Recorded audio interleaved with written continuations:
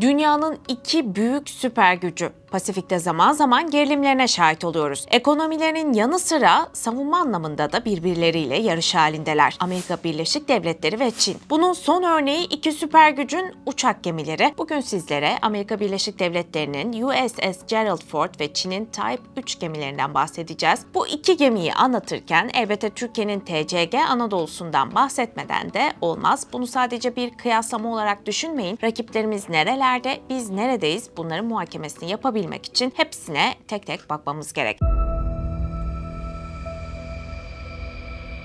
Gerald Ford, Amerika Birleşik Devletleri'nin donanmasındaki en büyük uçak gemisi. Gerald Ford adını son dönemde İsrail-Gazze çatışmasında da duyduk. Hatırlayacaksınız, Amerika Birleşik Devletleri İsrail'e göndermişti bu uçak gemilerini. Amerika Birleşik Devletleri Gerald Ford uçak gemisinden 2058 yılına kadar 10 tane daha üretmeyi hedefliyor. Elbette ki bunlar üretiliyor ama sürekli olarak çağın gerekliliklerine göre modernize edilip daha iyi versiyonlarıyla çıkıyor. Tıpkı bir telefon gibi düşünebilirsiniz. Bir sonraki sürümü bir öncekinin kapsayıcısı ve yenilikçisi oluyor. O nedenle 2058 yılına kadar olan bir Gerald Ford o zamanki teknolojiyle daha gelişmiş olacak. Etkinliği de şüphesiz öyle. Belki donanmada 3 tane Gerald Ford eski versiyonunun 10 tanesine eşdeğer olacak kapasite ve teknolojik özellikler bakımında. Amerika'nın en büyük uçak gemisi Gerald Ford, 75'ten fazla üzerinde hava aracı barındırma kapasitesine sahip. Bunlar savaş uçağı, helikopter, İHA ve SİHA. Çok ileri bir teknolojinin ürünü bu gemi. Geminin içerisinde, yani gördüğünüz pistin altında, hangarda uçaklar muhafaza ediliyor ve bakımları yapılabiliyor. Elbette bir uçak gemisinin kapasitesi, hızı, bu denli büyük bir geminin savaş uçaklarının hedefi olabilmesi de çok kolay. Gökyüzünde görünecek dikdörtgen bir hedef kolayca vurulmasını sağlar. Peki bu noktada önemli olan teknoloji nedir? Elbette ki radar görünmezliği. Bu gemilerin önemli özelliği de radar görünürlüklerinin düşük olması. Amerika Birleşik Devletleri Gerald Ford'da şimdiye kadarki en gelişmiş çift bantlı radar sistemini kullanıyor. Ford'un üzerinde 2 adet MK-29 füze atarda bulunuyor. Gerald Ford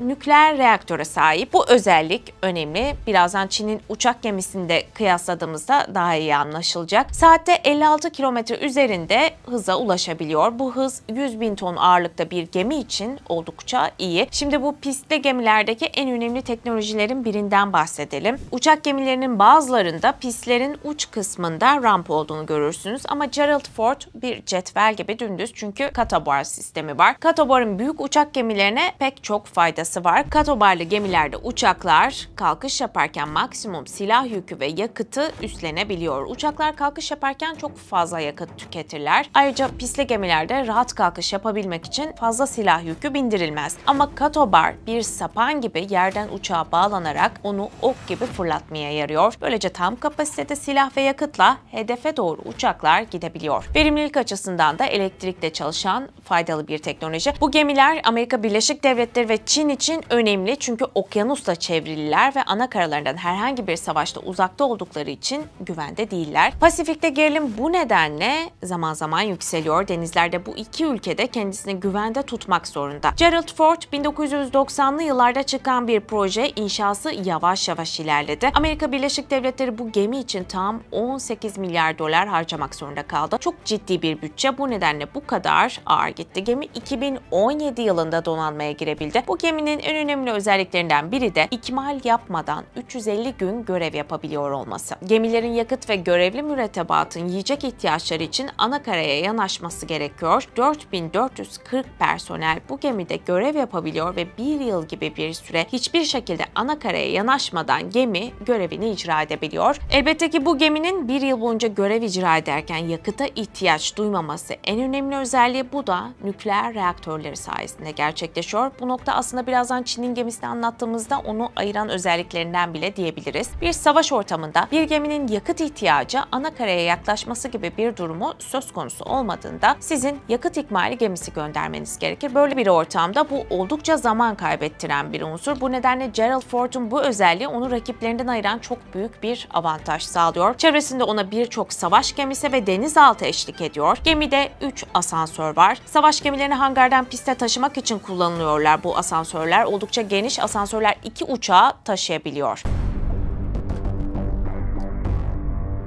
Gelelim Çin'in savaş gemisi Type 3'e. Çin'in 3. kuşak gemisi geçtiğimiz günlerde tersaneden çıkarıldı. Bu gemi tasarımı, üretimiyle tamamen yerli ve milli. Type 3 80 tonluk bir gemi ve onun da elektromanyetik uçak kalkış sistemi bulunuyor. Tasarımı da yerli dedik fakat Çin tabii taklitçiliğini bunda da gösterdi. Bir türlü önce olamıyor. Çin'in ilk uçak gemisi 1998'de Ukrayna'dan alınan Varyak uçak gemisinin iskeleti üzerine inşa edilmişti. 2012 yılında hizmete girmişti. Çin bu geminin iskeleti üzerinden Type 1'i yaptı. Şimdi Type 3 de onun gelişmiş versiyonu. Gemi sayısı bakımından dünyanın en büyük donanmasına sahip Çin ve 2035'e kadar 6 uçak gemisi filosunu oluşturmak istiyor. Özellikler bakımından Gerald Ford'un gerisinde elbette. Çin aslında Type 1'i Soğuk Savaş yıllarında Sovyetler tehdidine karşı yaptı. Ülkesini savunmak için donanmayı gemide tutup düşmanı uzakta tutmayı amaçlıyordu. Çin şu anda Amerika Birleşik Devletleri tehdidine karşı kendini korumak için bu gemileri geliştiriyor. Çin'le Amerika'nın uçak gemilerini kıyaslarken Type 3'ün geride olduğundan bahsettik ama Çin'in şöyle bir avantajı var. Taklitçi ama çok hızlı. Varyak'ı geliştirdiler, sonra Type 2, Type 3 2017'de başlayan bir projeydi Type 3. Gizlilik içinde geliştirdi ve bitirdiler. Yani Amerika bu alanda çok bilgili, çok öncesinde tecrübelere sahip ama Çin şu anda deneme yanılmalarla ilerliyor fakat çok çalıştığı için bu hız ve istikrar onun için avantaj. Tabii Amerika 2050'lerde geliştireceği uçak gemisi için neler düşünüyor bunu bilemiyoruz. Çin çünkü gördüğünü uyguluyor. Amerika ise yeni teknolojiler üzerinde çalışıyor. Çin bu gemisinde katobar tekniğini kullandı. Bir önceki sistemde stobar tekniği vardı. Bu alanda da Amerika'yı yakaladılar. Büyük uçak gemileri için önemli bir özellik, az önce de bahsetmiştim. Pist uzun olduğu için daha fazla yakıt ve güç gerekiyor. Bir savaş uçağının en iyi versiyonuyla kullanım avantajı sağlıyor size. Az yakıt, çok silahla. Type 3'ün 85.000 ton ağırlığı var dedik. Bu gemi Gerald Ford'dan farklı olarak daha az personel alıyor. 3500 kadar olduğu tahmin ediliyor personel sayısının. Üzerine Çinlilerin J-15 uçaklarından 90 tane ve helikopterler sığıyor. Geminin Gerald Ford'dan dezavantajı ise güç kaynağı. Nükleer motorlarla değil, geleneksel motorlarla çalışıyor. Ancak gelecek yıllarda Çinlilerin de nükleer motorlar için çalışmalar yaptığı bilgisi var. Bu nedenle geminin ayda bir yakıt ikmali yapması gerekiyor. Gemide AESA gelişmiş radarı kullanılıyor ve 2 adet asansör var. Çinliler Varyak'tan aldıkları tecrübeyle 2050 yılına kadar Amerika'ya pistli savaş uçağı konusunda denk olmayı hedefliyorlar. Amerika 100 yıldır bu alanda tecrübeye sahip. Çinliler ise 10-15 yıl, ancak bugünkü teknoloji ve bilgiye kolay ulaşılırlık sayesinde her alanda olduğu gibi bu alanda da öğrenmek, gelişmek çok daha kolay. Çin durmadan çalışıyor. Bu sayede Amerika karşısında Pasifik Okyanusu'nda geniş bir alana da hakim olmak istiyor. Amerika bakalım bundan sonrası için neler yapacak? Hangi yeni teknolojileri Gerald Ford'a katıp fark atacak?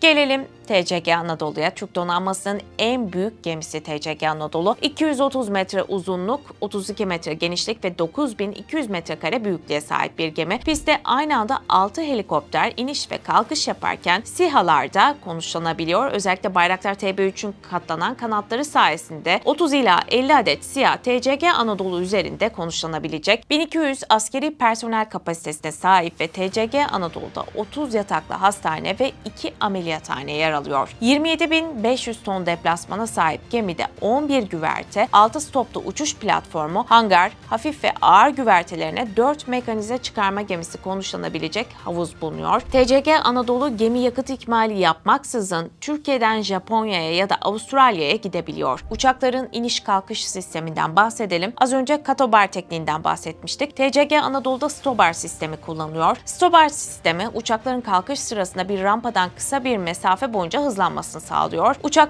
iniş sırasında yakalama kabloları kullanarak duruyor. Stobar sistemi katobar sistemine göre daha basit bir tasarıma sahip ve daha az alana ihtiyaç duyuyor. Bu nedenle stobar sistemi genellikle daha küçük uçak gemilerinde tercih ediliyor. Videomuzu beğenmeyi, yorum yapmayı ve kanalımıza abone olmayı unutmayın. Bir sonraki videoda görüşmek üzere, hoşça kalın.